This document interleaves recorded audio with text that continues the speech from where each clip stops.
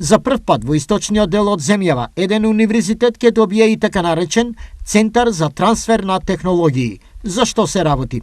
Тоа е у зоната на Кампус 2 и таму планираме да се изгради Центар за трансфер на технологии.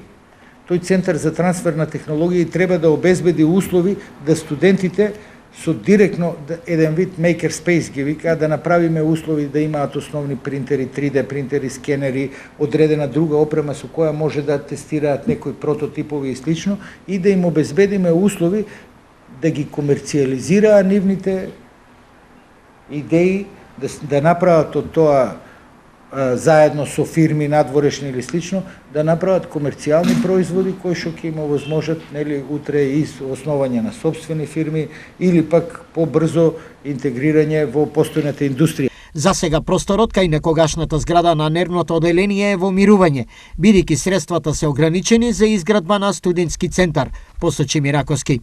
Некогашниот универзитетски ресторан ќе добие нова функција, ќе прерасне во своевиден центар за обуки на студентите од различни профили.